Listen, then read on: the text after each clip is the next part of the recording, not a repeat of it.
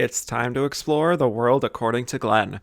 I'm Kevin Jacobsen. Glenn Close is my favorite actress, and this show is all about exploring the career of one of the finest actors of her generation. Each episode, I'll be joined by a guest as we dive into one of Glenn's movies, TV shows, or stage productions, going chronologically through her career, discussing her performance, and assessing the project itself. And today, we're talking Glenn's supporting role in the suburban indie dramedy, The Chumscrubber.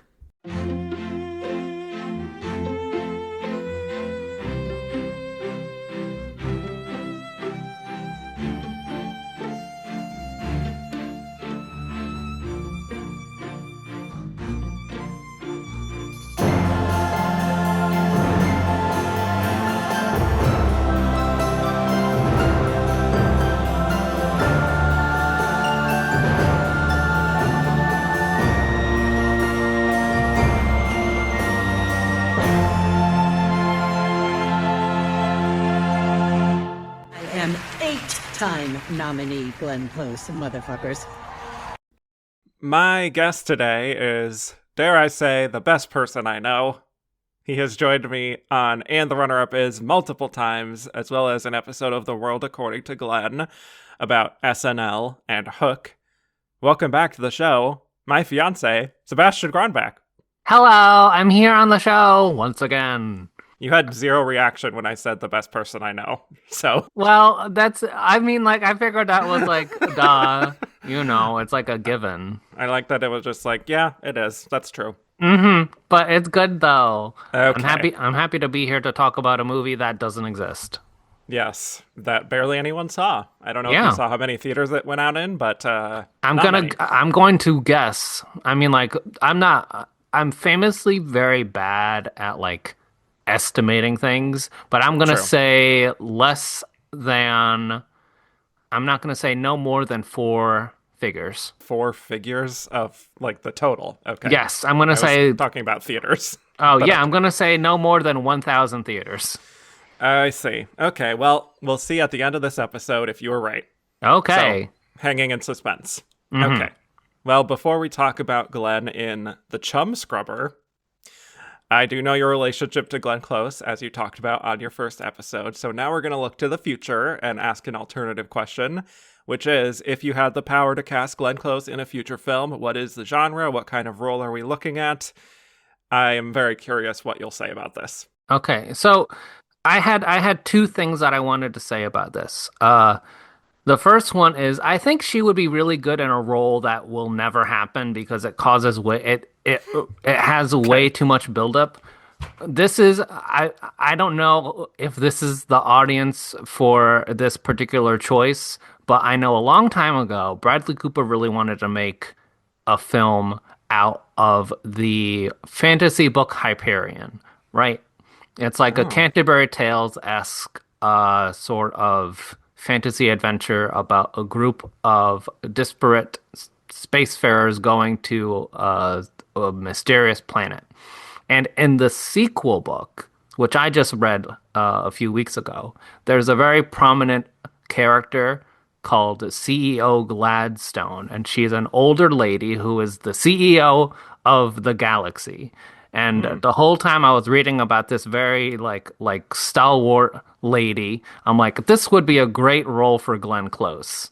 Okay. So if in the future we ever do a Hyperion TV show or movie series, I think she would be very good in that. The other idea that I had for Glenn Close is this, and it's that in the old comics, before they did the reboot, the character of Madam Web is an older older lady. Well, this is the audience for that, so keep going. she's an older lady who is like the mother of the different Spider-Verses. Like she is, her web does connect them all. Now for the reboot, they did age everything down and had Dakota Johnson be Madam Web. But I really do think that if there's any role that demands Glenn to really elevate it, it should be Madam Web. I think in the new Spider-Man movies, Glenn Close should be Madam Web. It only makes sense. Wow. Okay. A lot going on there. So you are picturing her in a sci-fi setting, no matter what. Yeah, I think because she's good in this sort of stuff. The other thing I Mm-hmm. was gonna say, and I thought about this and realized that like it we kind of already sort of did it, but Amy Madigan just won Mm-hmm. her Oscar playing Aunt Gladys in Weapons. And I was thinking like Glenn Close should really do this kind of sort of odd villain role. But then I remembered that very recently she did The Deliverance. Yes. So I think this is the kind of thing that she can do. I just think it's a Yes. matter of her working with the right people because Yeah. just this is going to be a topic you're going to get to like far in the future. But Mm-hmm. we both went and saw her in Wake Up Dead Man. Yes. And it's so clear that like she 110% has the juice as long as you give her the right material. Yeah. Working with the So, right people. That's yeah, a I step in the think right direction. yep, get her with somebody good. Maybe she should work with Zach Kreger if on whatever his next Okay. movie is. Maybe that would be a good a I'll space for take her it. because I think he clearly works well with these veteran actors. Mm-hmm. So, Okay. Wow. So a sci-fi horror space. Very that's much her thing. that's the kind of thing that I'm thinking.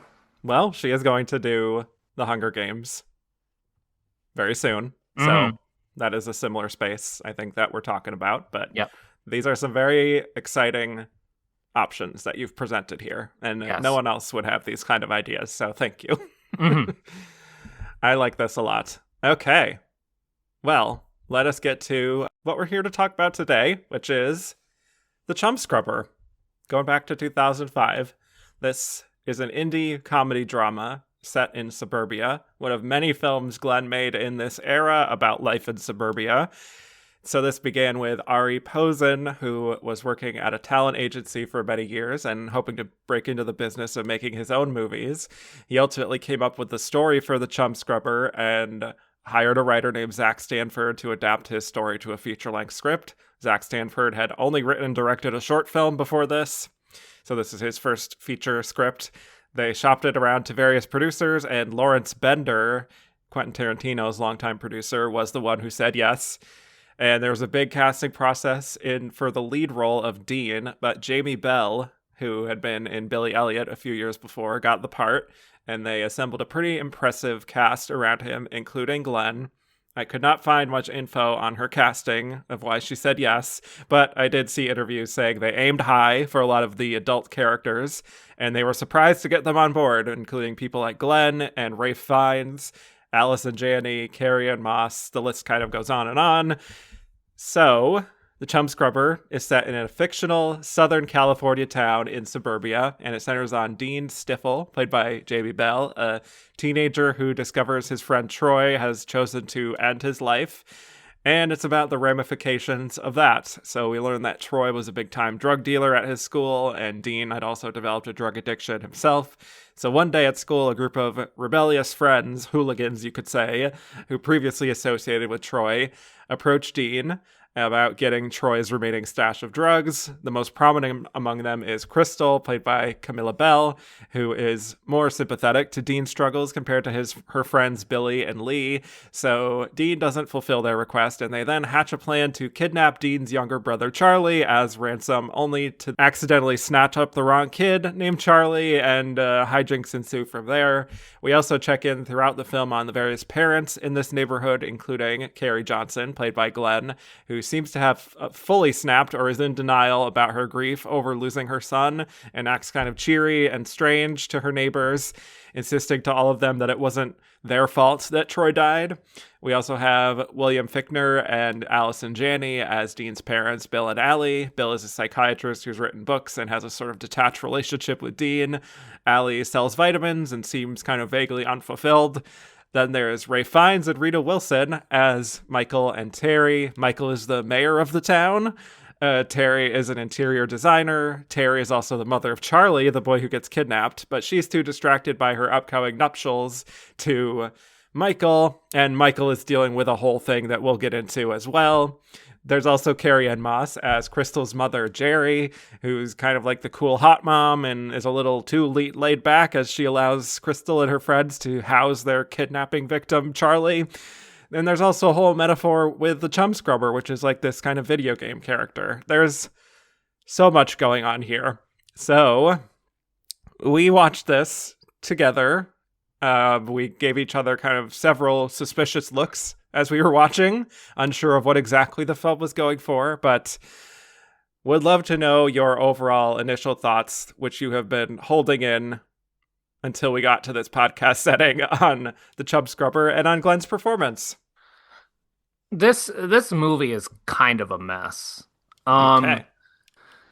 Oh boy. I mean, like, I think this is another case of Glenn signing up for another Issues in Suburbia project. Yes. Going through your series now, I know that she does these now like all the time. She loves this stuff. She's about to start doing Damages, so I think this is going to be kind of towards the tail end of her doing this sort of thing. Mm-hmm. But I don't know how this project happened because, as you already talked about, the pedigree of people that worked on this movie is kind of absurd. I mean, you have all of these people here. Ralph Fiennes is in this movie the same year that he does his big scene in Goblet of Fire, and the two movies could not be like more different. Jason Isaacs also. Jason Isaacs also in this film too. You mentioned William Fichtner and Allison Janney are in this movie as a married couple, and as someone who I know you viewed all several seasons of Mom, they would do this again, like a decade later. 8 seasons of Mom, yes. Mm-hmm. Yeah, I didn't even put it together until you mentioned it, which is wild, but yes. Yeah. This is sort of kind of a who's who of these early 2000 stars too, because Jamie Bell is in this. Camilla Bell is in this, who was big for like 5 years in the 2000s and then disappeared. Rory Culkin is here. We got a Culkin in this movie. You can every once in a while you'll see one of those, and of course, big 2000s star Justin Chatwin is here playing an absolute psychopath. Yep. I mean, I can almost kind of tell what this movie wants to do. It wants to be like a dark satire, you know, this is after the American Beauty thing, but also around the same time as like the Desperate Housewives kind of thing. So it's like, ooh, all of these people, this ensemble that live on this cul-de-sac, and they're all they're not wacky because it's not funny, but it is odd. Mm-hmm. It's really tough to pin down what the tone of this movie is, because it is kind of a drama, it is sort of a comedy, but it's not really funny. I mean, again, to go off the pedigree of this film, I mean, like, the film is edited by Arthur Schmidt. He's one of the 2 editors on this film, and he was the editor for Zemeckis. So he works on the Back to the Future films. He works on Who Framed Roger Rabbit, which he wins an Oscar for. He works on Forrest Gump, which he wins an Oscar for. And this is his final film. So wow. What a swan song. What a way to go out. And the cinematographer for this one, Lawrence Sher, would very soon go on to do the Hangover movies and then be Oscar nominated for The Joker. So you became a Todd Phillips guy. Became a Todd Phillips guy. A really big pedigree on this film. The only 2 people that don't really seem to get any leverage off this film are the writer and director. Sure. So I put anything that's really wrong with this film on their feet. And in terms of Glenn Close in this movie, I really, really wish she had more to do. Because the premise of this movie is that her son commits suicide. So you would think that she would be more of a foregrounded character in this film. Yeah. But she's really not. And I think it's kind of disappointing. She has some good scenes with Allison Janney and some of the other adults. And she has a big scene at the end of the movie. And she's good here. It's not like she's bad. but I wish they had really given her more to do. I agree. I did not know what to expect with this. I think maybe I thought it was going to be kind of like a, just based on the title and based on the poster, like some kind of gross out teen comedy. Even like the lime green poster, there's the tagline on the poster says Generation RX, which sounds like it's going to be like, I don't know, some kind of boundary pushing, kind of edgy train spotting kind of thing. And it's really none of those things. And it's actually more of a suburban drama with occasional bits of comedy and absurdity. And I have talked about some of the other suburban dramas that Glenn did around this time as inspired by American Beauty. But this one especially, I think, almost feels like, I wouldn't say a knockoff of American Beauty, but just one of those movies that would not exist in this form without the influence of that movie. Yeah, It has... this movie doesn't get greenlit without American Beauty existing. Right. Yeah. The quirky score by James Horner, by the way. Crazy to see that. Yes, it has the idea of things looking at not as they seem behind closed doors or whatever. The self-involved adults, the drug-addicted teens, the way like these two generations don't understand each other and can't communicate with each other. There's also this clumsy metaphor as well. And also the climax that brings everything together with this act of violence. Like, there's a lot of overlap with this in American Beauty, as well as Donnie Darko and many other films that came out around this time. So I think, I know people have some problems with American Beauty, and rightly so, but to me, like, Sam Mendes has a much surer hand with that material, I would argue, and the many different tones of that movie than Ari Posen does. Or maybe he does, but the script doesn't fully connect. I don't know. Something is off here. There are also just so many characters in this movie that, like, yes, Dean is like the central figure in all this, but I feel like sometimes the movie just forgets about him entirely. So we're just left with these kind of heightened characters, many of them two-dimensional, especially everything to do with Ralph Fiennes and Rita Wilson, which feels like a bad C-plot on Desperate Housewives most of the time. Like, and the stuff with Allison Janney feels kind of shaky, where I feel like there's stuff missing there that I'm not fully, like, again, she seems vaguely unfulfilled, but I'm not fully getting it there. The teens, they're left alone and their parents don't seem to have any handle on how to talk to them, if they even care at all, which is a fine idea, but I do think it's strange that we kind of just get variations on that same dynamic throughout this whole web of characters. Like, all the parents drink wine, or like they seem so self-involved in their own lives that they don't know what's going on with their kids. All the kids are on drugs and they seem disaffected. There's just like not much variety here. There's something that you just brought up that didn't occur to me until just now, but you're right, is that this as much as it feels like it's influenced by American Beauty, it also feels like the writer just watched Donnie Darko and was like, I really want to do this kind of thing. Yeah. Because on top of all the suburbia stuff that they have, Jamie Bell's character Dean keeps seeing the ghost of his dead friend Troy hanging. Yep. Yes. And he's like glitching out because the oddest part of this film, like beyond all the stuff going on with the adults, is the choice to like center this film around the character of the Chumscrubber. Yeah, which is like center. Yeah, which is like a video game or a movie about a guy who survives a nuclear apocalypse and then his head falls off and he fights zombies. And I'm like, I don't really know what they're trying to say with this or why it's so like important in the movie enough to title the movie after this odd character that is only like vaguely important to the film.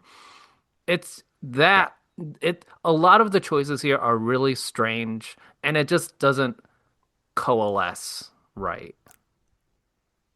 Yeah, well, I actually found an article from Ain't It Cool News, actually, from Ari Posen from 2005, where he talks about this metaphor. And I don't know if this will enlighten anything for us, but this is what Ari Posen said. He said the idea was to sort of scrub the movie clean of pop culture as we know it in our world. So the movie has this sort of surreal feel to it, like it's not meant to be the real world. You see those movies that are gritty and handheld. That's its own kind of lie, pretending to be the real world. That's one type of movie. Ours is a different thing. It's a fantasy. It's like it's the world through the main character's eyes, and we don't want it to feel like the real world.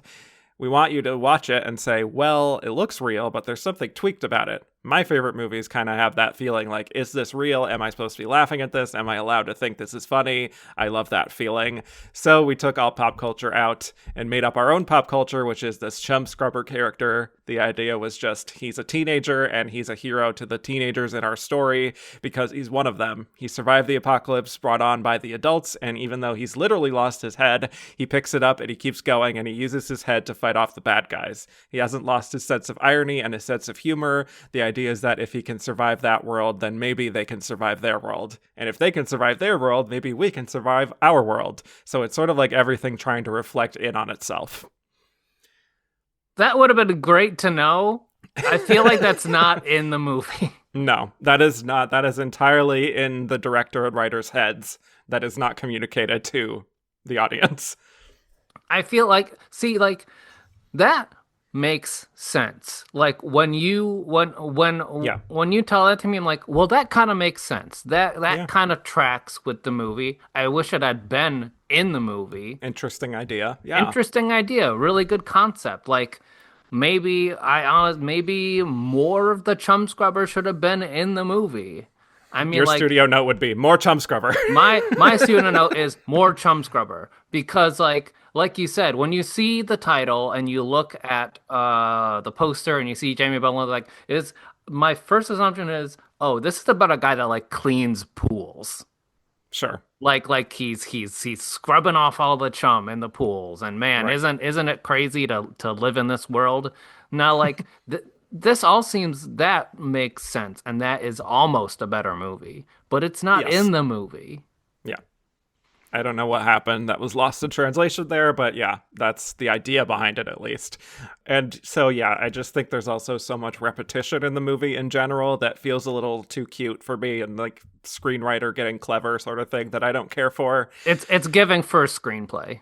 Yeah. I think most of the performances are solid to good. Jamie Bell is really giving it his all.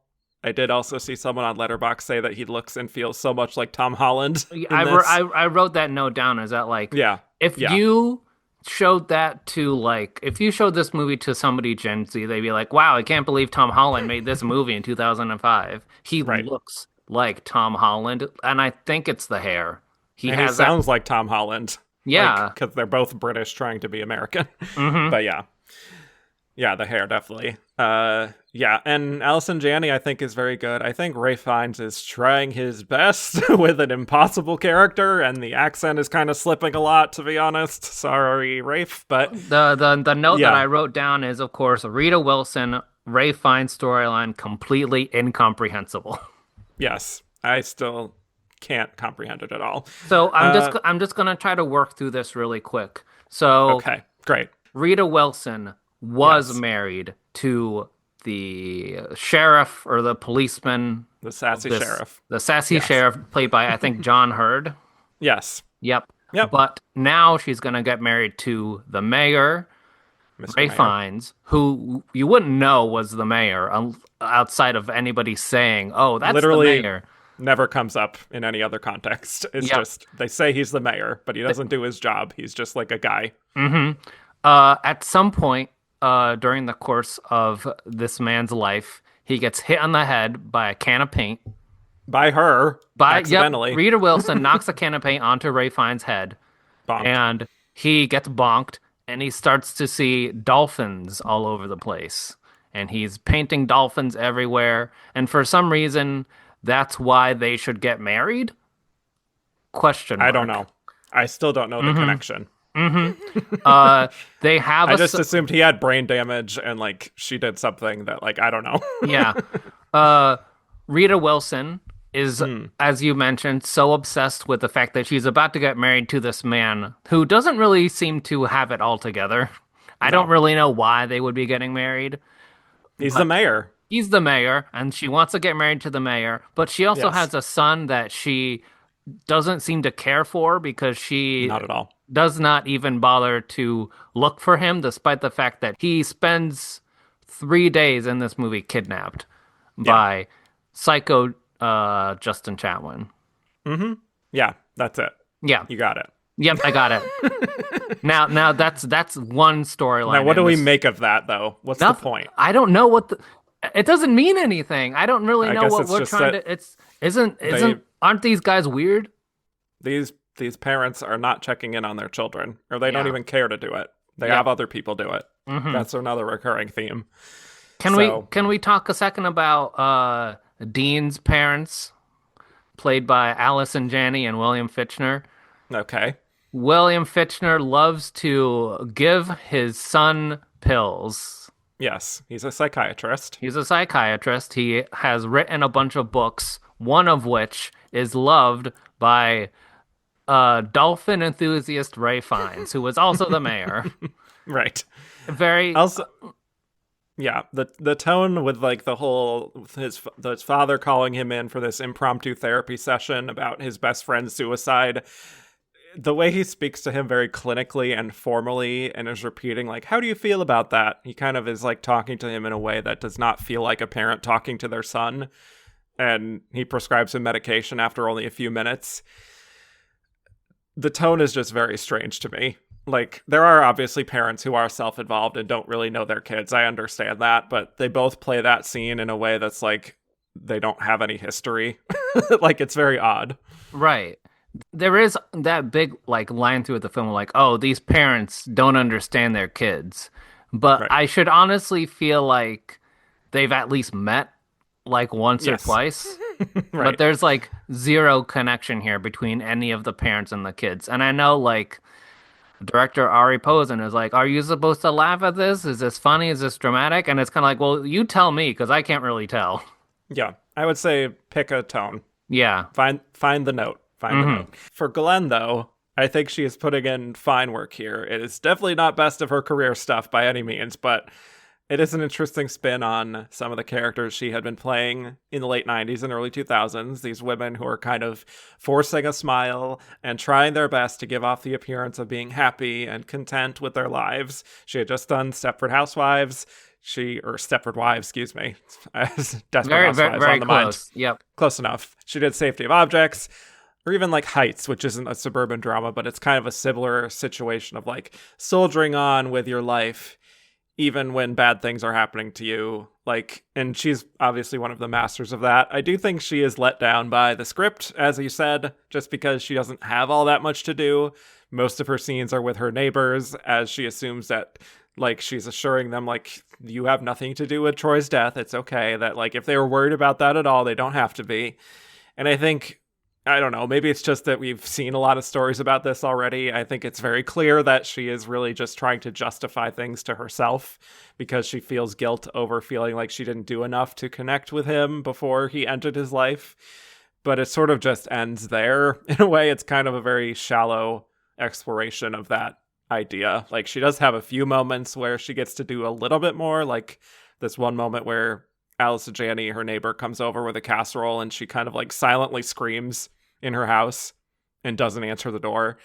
Or towards the end of the movie with the memorial where she's talking to Dean about how she feels like she didn't know him at all. But yeah, I was left wanting more, certainly. Yeah. I mean, Glenn Close, like, I think she only has like max 4 scenes in this movie. Yeah. I mean, like, she's in that intro right before Troy commits suicide. She has a scene where she's dropping off a casserole dish to Allison Janney and is kind of like in her head about how people are perceiving her after the death of her son, reminding people that, oh, I'm having this memorial. She has like a split-second scene with Rita Wilson. And as you said before, she keeps on doing this thing where she's calling all of the neighborhood parents to say that she doesn't blame them for her son's death, which I think is supposed to be, I can't tell if that's like a joke or not. I mean, like, maybe it is, but I don't know. And then she has what is arguably one of the only good scenes in the movie, which is the end scene with her and Jamie Bell. Yeah, one of the only ones that seems genuine, really. Yeah.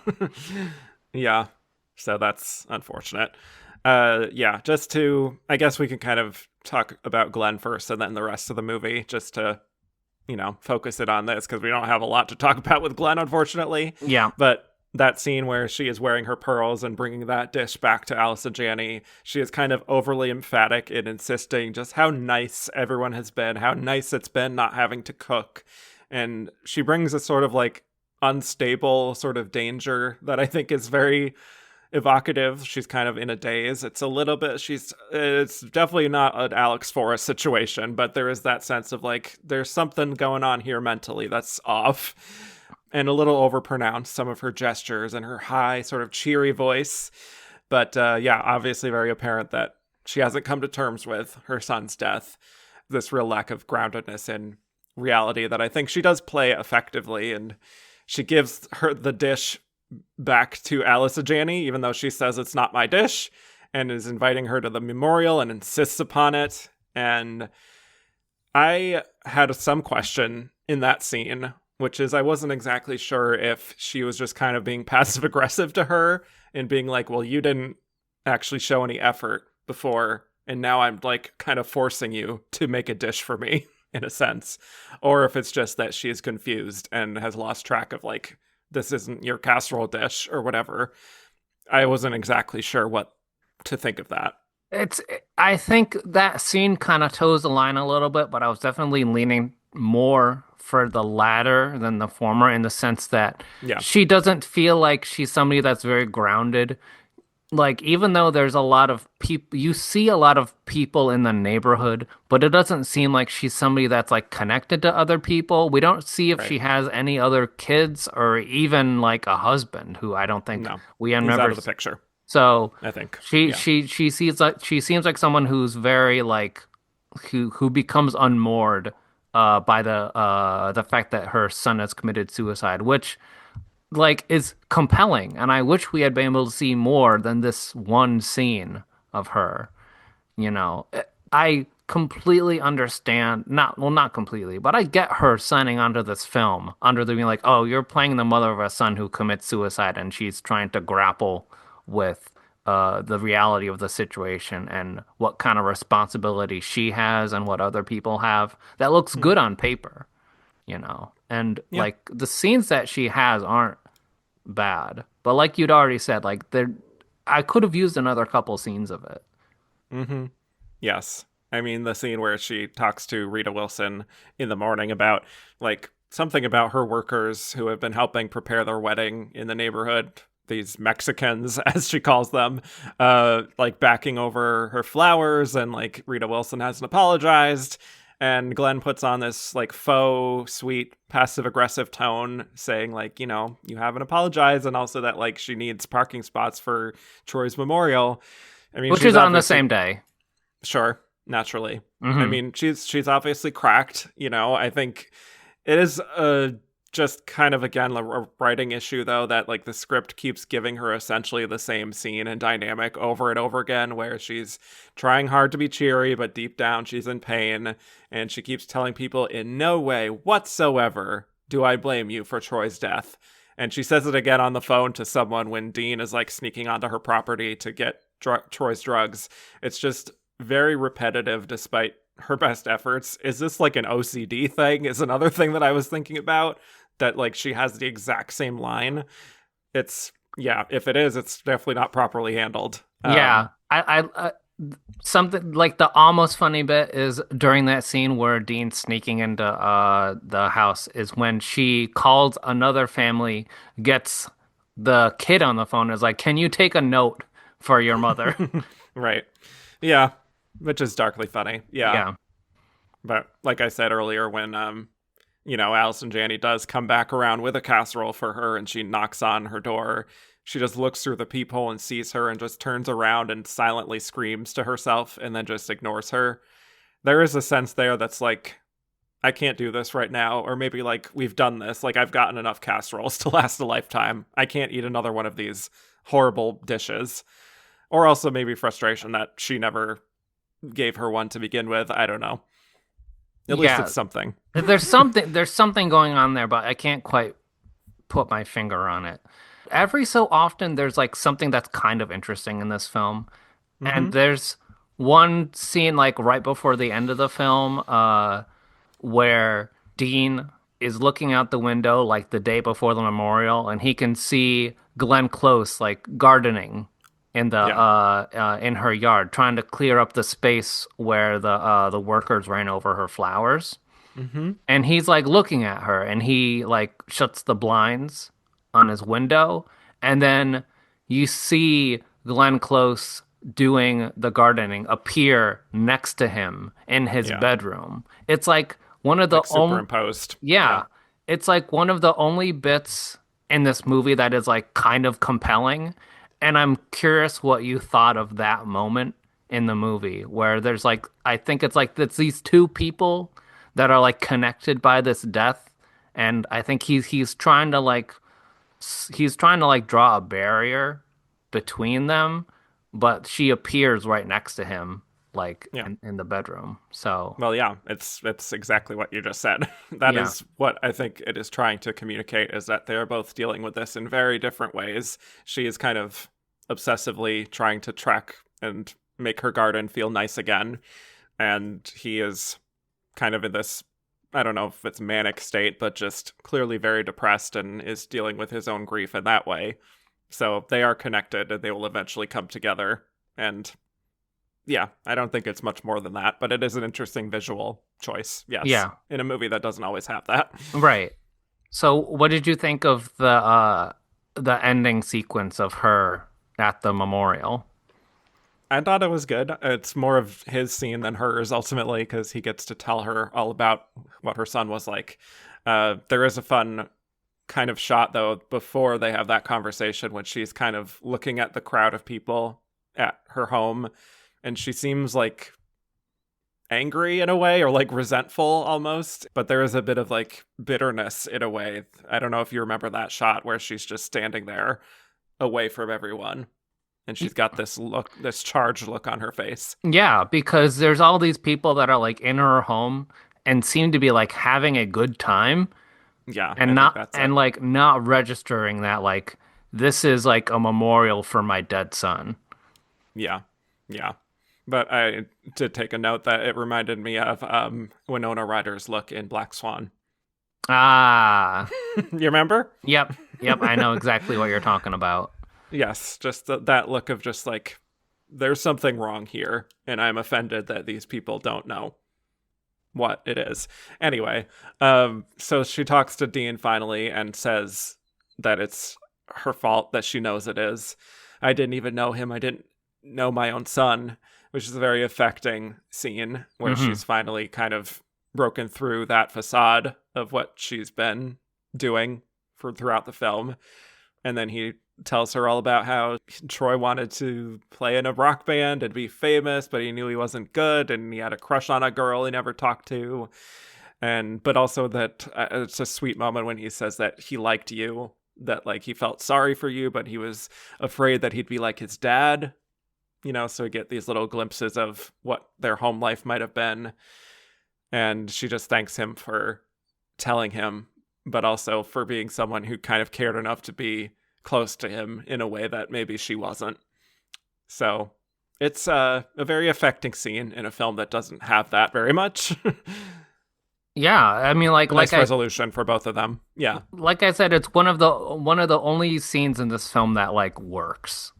And I wish this right. had been more of what the movie was like. Mm-hmm. I think as we've talked about all the disparate tones in this movie and the way that it has all of these characters and doesn't really know how to balance them, I think a good way to fix this film, which I think could be good, is everything to do with Justin Chatwin and the kids kidnapping the wrong Charlie. You can cut all of that and just give Mm-hmm. more scenes to Glenn. Yeah, I would agree, just on principle. And the Chumscrubber. Yeah. Both Glenn and the Chumscrubber need more scenes. Yep. Add more Glenn. Add more Chumscrubber. Maybe Glenn and the Chumscrubber can team up. Wow. Well, she would be game for it. Mm-hmm. Yeah, just to get to some of the other stuff here, other notable things. The whole interaction we get with Dean and Crystal. She, for me, in this movie, is very like Colleen Haskell haircut in that. Just the look of it is very early 2000s. Yep. But that is an interesting thing where we don't exactly know what the vibe is here. And of course, there's something very suspicious about her suddenly taking an interest. There is a funny little scene where Billy calls Dean and threatens him to harm his brother if he doesn't get Troy's drugs. And Dean is just like looking at his younger brother as this conversation's happening and being like, kind of like, sure, kill him if you want. It is a kind of like a misunderstanding sort of plot that you might see on To Invoke It Again, Desperate Housewives, for like a Susan or a Gabby, where it's like, oops, they've kidnapped the wrong kid. Yeah. It's supposed to be comedic, and there's these that whole subplot of the kidnapping is so bizarre, especially when all of a sudden Carrie Ann Moss shows up as Yes. like the hot mom. And I don't think I've ever, if you had told me there's going to be this movie in 2005 as how stars all these characters and we're going to cast Carrie Ann Moss as the hot mom, that's not the first person I would think of in this particular role. Yeah. And this kid's playing the tuba for Carrie Ann Moss, and I was just looking at you like, I don't are we really doing? know. I don't know what we're watching here. Yeah, me neither. Yeah, that is further proof of parental incompetence, I think, and stupidity, frankly, when like it's Crystal and Billy and Lee, and they bring Charlie to her house where we meet her, the mother, and she seems very unconcerned that like her daughter and her friends have kidnapped an actual child. She just kind of asks like, oh, Charlie, can I get you anything? And she says she'll be out in her bikini, like by the pool. It's just kind of baffling, you know? I also honestly don't even entirely know why they don't just like bring him home or something. Like, I don't know why they still have him. There's a lot of baffling choices regarding Yes. that plot. Yeah, like they already know by that point that they have the wrong kid. Yeah. And yet they're just hanging on to him for like 3 days Right. for some reason. Yeah. I think the thing that threw me off the most and the thing that makes it that they, like you said, very much mirroring American Beauty is how bizarrely violent this movie gets in the last like 15 minutes. Yep. Because for reasons that I can't really understand, they keep the kidnapped kid in Jason Isaacs' house. And they're like, well, we can't He's really... the parent of one of the rebellious kids. I don't remember who. Yeah, the one that is not famous. And because you got Camilla Bell, who's been in movies, Justin Chatwin, who's been in movies, and a third one that I don't recognize. But it's the third one's house that they're in. And they have Charlie, who is the son of the mayor. Mr. Mayor. Mr. Mayor. And they're like, well, we can't return the kid because we kidnapped him. So instead, we should kill him. Which is fair, I would say. Yeah. Yeah, because as we all know, you get in more trouble if you kidnap somebody as opposed if you murder somebody. Yeah, just like get rid of him somehow. Yeah. And it's fine. Yeah. And the fact that I think one of the only parts that really shocked me here in this movie is when they start actively stabbing this like 12-year-old boy. Yes. But he does fight back and slices through Billy's eye, which is just like, okay. Whoa. I think I actually said whoa. Yeah, it's shocking. And just like, all right, I guess this is what this movie is. Mm-hmm. All right. We've all reached a breaking point, clearly. Yep. But there's also like another scene where Officer Bradley, who is actually Charlie's father, is asking Dean about like what happened in this confrontation that he had with Billy and those guys and how there's like a misunderstanding about Charlie, and this Officer Bradley is asking him who Charlie is, and Dean says his last name, but then Bradley just kind of steps over him and is seemingly too distracted with his own bluster and bullshit or something. It's just very frustrating, and not in a well-observed character study way of like, isn't it fascinating how we're all connected and messing up on all the time? It's just dumb. It's just dumb. It's just annoying. Yeah. Just one of those classic, like, you can have one coherent conversation and clear this up. Right. I think they mean for this to be a satire and a comedy of errors, but I think I would just take out comedy and it's just errors. That's a lot of errors. A lot of errors. A lot of errors by a lot of people in this movie. At least characters in this movie.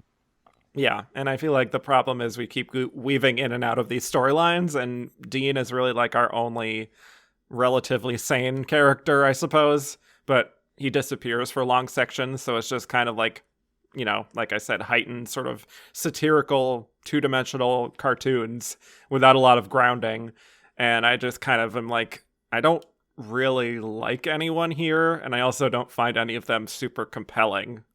So, I mean, I think Allison Janney probably gives one of the better performances in the film, like in this one scene where she's out in her backyard and having wine and is like talking to Dean about feeling kind of low energy, or local energy, you could say, and how she wishes sometimes that like she could be the child and he could be the parent, just to allow allow someone else to have the responsibility for a change. So there's something there, and I think Allison is very good in that scene, but yeah, I think for me the biggest issue with this movie is that like every like 20 minutes you get like a compelling like 2-minute scene, and it's like something is kind of almost happening here. Right. And then after that you'll get a bunch of bananas scenes that throw me way off. I get the sense that I feel like the script needed a few more passes. I feel like as much as at this particular time, people want to make a lot of these suburbia movies and have them be ensemble pictures. Yeah. I feel like this one would benefit from not being an ensemble picture. I feel like if you focused in on like two of these families, this is a much better movie. But I just think it's way too overstuffed. Mm-hmm. What was the storyline you said could be cut? Because I have one as well. They focus so much on Justin Chatwin trying to kill this kid.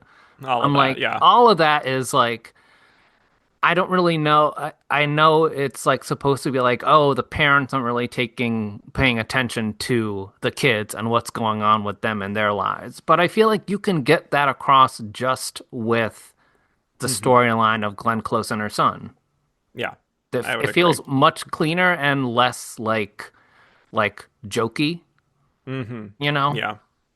There's something very like almost Coen Brothers knockoff there too. Yeah. Of just like these idiot people committed a crime and they made a mistake and now they have to fumble their way through it or something. Yeah.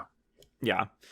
But I was going to say, I think honestly, as much as it's very wacky and kind of bizarrely funny, the stuff with Rita Wilson and Ralph Fiennes, I'm just like, this is distracting from like what we actually need to be covering in this film on like it's just too distracting for me in its tone, and it's like, what are we actually going for here? It technically speaking doesn't really have anything to do with anything else happening in the movie. No, not at all. The only reason it's tangentially related is because it's Rita Wilson's son that is kidnapped. Right. But she doesn't even know what's happening until the last like 5 minutes of the movie.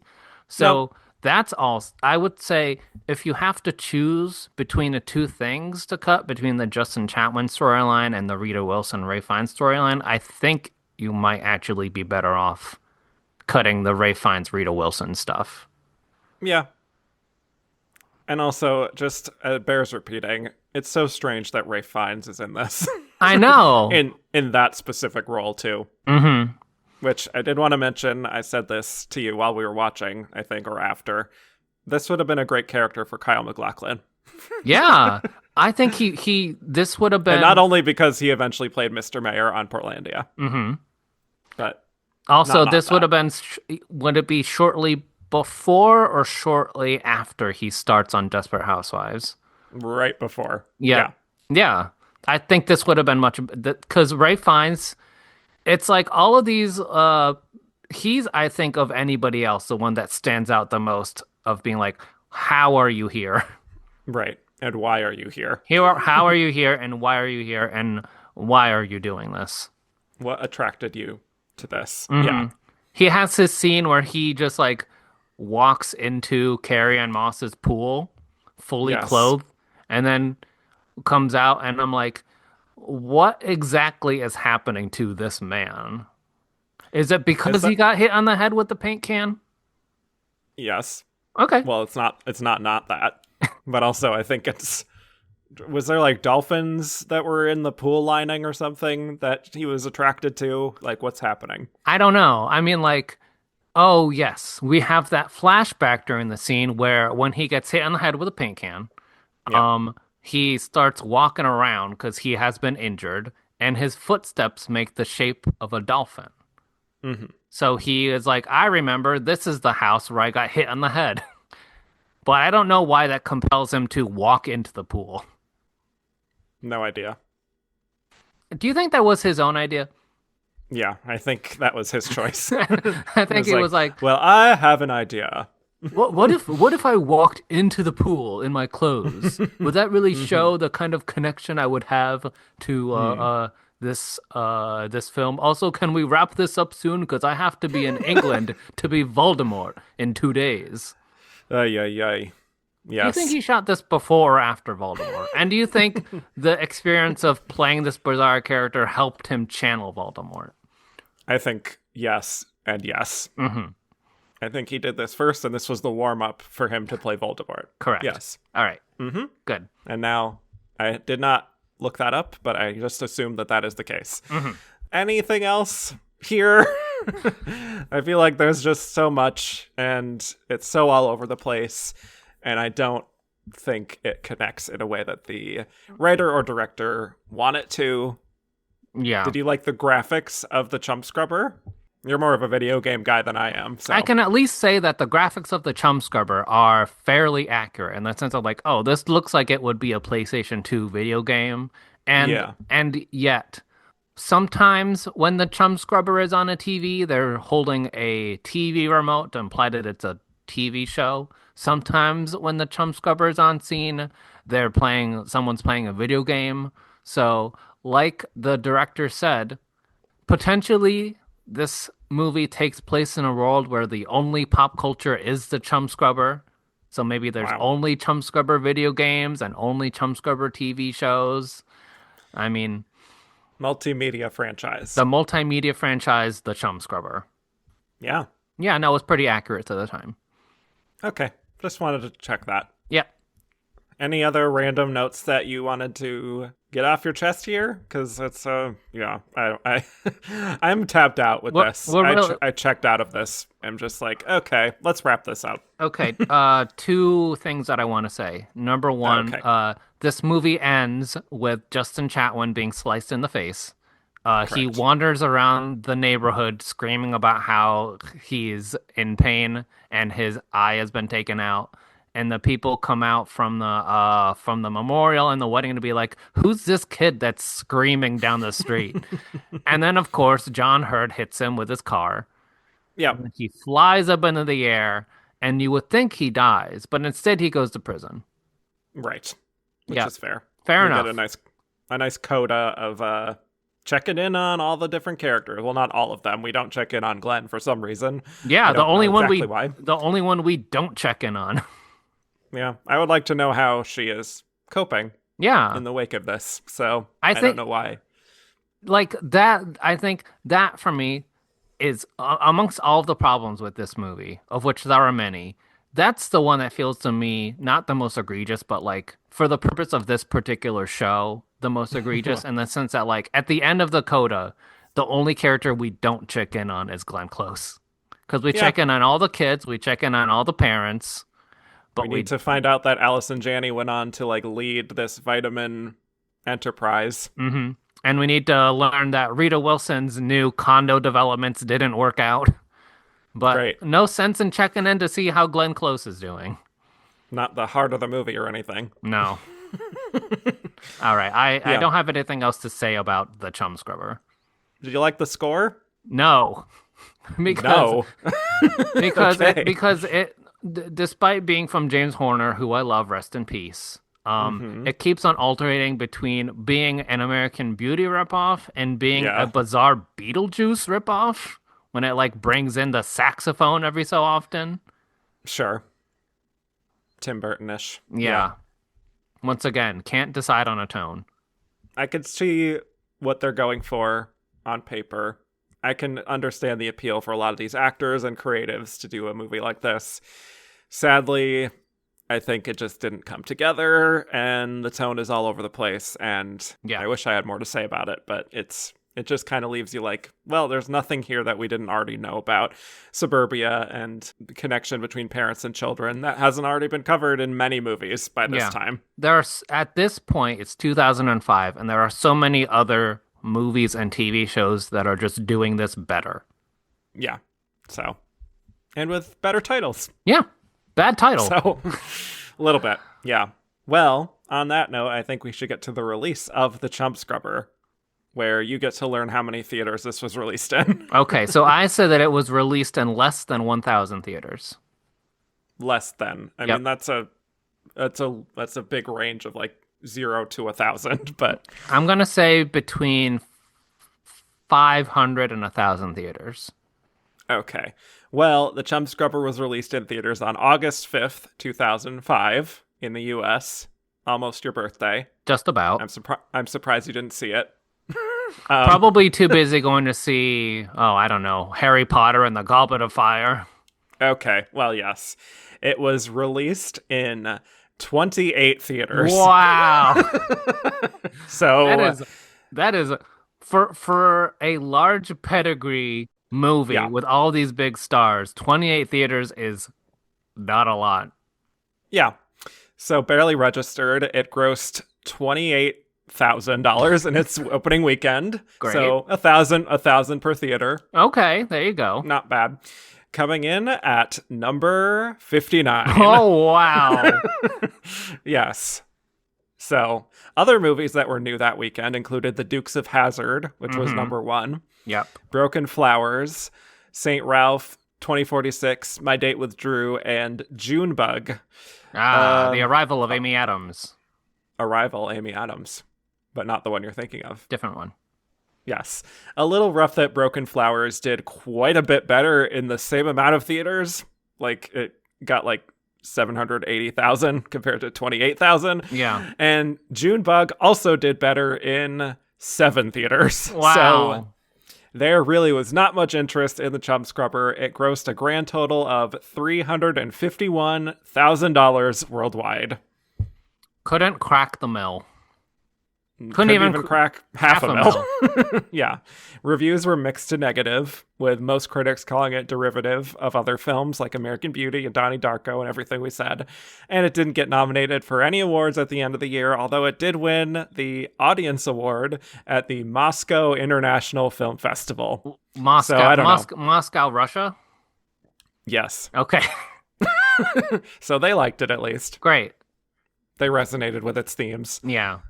So, why do we think The Chumscrubber didn't really connect with critics or audiences or anyone? Well, I think A, it was in 28 theaters. B, as we've already said, it's getting done elsewhere by better people. Yeah. And C, I don't know that people would want to see a movie called The Chumscrubber. You wouldn't? No. Not even at when you were younger? You wouldn't want to go see that? No, I don't think so. Can you? Okay. So you already talked about what were the number 1 movies of that, or at least the new releases of that week, right? Yeah. Do you know what the number 1 movie was of that week? Yeah, it was The Dukes of Hazzard. Oh, it was The Dukes of Hazzard. Yeah. Yeah. That's what I was watching. That's what you were watching? Yep, that's what I was watching, I'm sure, that week. I was like, let's go see the Dukes of Hazzard. I don't think You were old enough for that? Sure. You were probably a little scared. It would be like, oh, it's a little too racy. Yeah, I was going to see the Dukes of Hazzard. I had a soda cup in front of my face anytime. I don't know who came on screen in that movie. Jessica Simpson. Anytime, nope, Burt Reynolds is in that movie. Anytime Burt Reynolds came on screen, I was like, oh, I gotta hide from this guy. I just don't think there's any audience for this movie. If you're curious about other movies released, or not released, but that were out that weekend that did well, that you may have seen at the time, we had Wedding Crashers. Nope. We had Charlie and the Chocolate Factory. A little too scary for me. Okay. Johnny Depp is like, oh, I don't know about that. That's where you hide your face. Yep. Whenever he's on screen, which is a lot. Sky High. That's probably what I was seeing that time. That feels like you. Must Love Dogs. March of the Penguins. Oh, gotta go see those penguins. Stealth. Fantastic Four. Ah, is this Fantastic Four starring Ian Gruffin and Michael Chiklis of The Shield? Yes, of the Shield fame. Yep. So a big weekend for the Shield stars. Yep. And by big, I mean just for Michael Chiklis. But yep. And War of the Worlds was also out. Okay, so I'll tell you honestly, like real. Please be honest. That is where I was probably this weekend. It's going to see War of the Worlds, and I have. Well, it's in its 6th weekend, so you probably already saw it. I might have seen it a week or two before, but I gotta tell you, and I mean this like. In my personal, this is not relevant to anything that's going on in this particular show, but War of the Worlds is for me like a top 5 Spielberg. That's insane. Okay, let me bring that down. Top 10. Okay. War of the Worlds is I think for me. War of the Worlds for me is like a top 10 Spielberg. Okay. Because at this point, I was mostly seeing like comedies and like animation and like seeing like Shrek and Pokemon movies and stuff. Chumscrubber. The Chumscrubber, of course. Yeah. But I remember seeing War of the Worlds and like really like being like taken aback so much by that movie. I really like it. And I still think it holds up today. Honestly, I really like that movie a lot, and that's definitely what I was thinking about at this time. I was probably not even aware that the Chumscrubber existed. Not even close. No. Also, rounding out that top 10 was The Island. What if there was an island? What if there was an island? Yeah. Anyway, for the Chumscrubber, I think it was just so stale by this point, and like, yes, Desperate Housewives was a huge phenomenon at this time too, but like that had a much sharper take that felt fresh, and also had a bit more of a propulsive energy and like a focus in the mysteries, and they really balanced the ensemble well, all of which I think is missing from this film. I think it just needed a stronger engine, honestly, as a movie, and the marketing too, I think, was not entirely clear. Like, is this for teens? Is this for adults? And yeah, I also think, like you said, the most off-putting thing about this whole thing is the title. I just can't see a lot of adults, especially, wanting to go see a movie called The Chumscrubber. Yeah. And like when you're in this particular period in Hollywood, it's 2005, kids are going to go see War of the Worlds, are going to go see Wedding Crashers, are going to go see that kind of thing. Why would people go see The Chumscrubber? Because great cast, beautiful cast. I don't know. Yeah. It's tackling themes that are so relevant that we just can't get enough of. All these kids are taking so many pills. Yes. Meet Generation RX. Yeah. Mm-hmm. Too many. Yeah. Yes. Yeah, I was just going to say too many pills, but that's... that should have been the real title of this. Too many pills. Too many pills. That actually would have been a better title. That opening. There's the opening scene. Allison Janney's in her kitchen, and there's just a countertop full of pills, and I'm like, oh, yeah. I get this movie. You get it. Yeah. Well, on that note, let's get to our last segment where we're going to rate Glenn's performance on a very specific scale. Thinking about her performance and where this sits in her career, would you say that with her performance as Carrie Johnson, I don't think I even ever said her name. No, I don't think so either. I learned that was her name now. Yes. Would you say she's ready for her close-up Is it low Glenergy? Is it close but no cigar? Or is it one of our secret new categories, serving in silence, which is to say delivering a great supporting performance, or just Glenisant, meaning she is good, but the project is not? I'm going to say I think I'm verging on Glenisant here. I think Glenn is good in a movie that is bad. Period. I would almost say serving in silence, but like, I think the idea of serving in silence for me means that like the project is good, but her role is small. Exactly. Thank you. That's the correct definition. Yep, that's the definition of serving in silence. And because the project is not good, that's why I have to say that she is Glenisant. I agree. This is a Glenisant for me. This is not even enough to justify serving in silence. She is doing what she can with this role, but she can really only do so much. And just the character is really not there enough to justify a close but no cigar, even. But she's putting in the Glenergy, so it's not low in that regard. Mm-hmm. But I would still call her one of the more... Well, I would call her one of the more Glenisant aspects of this film. Yep. So she is one of the only ones who can walk away being like, yeah, I did that, but it's not going to affect my career. Right. You know? I definitely feel like this affected Jamie Bell's career.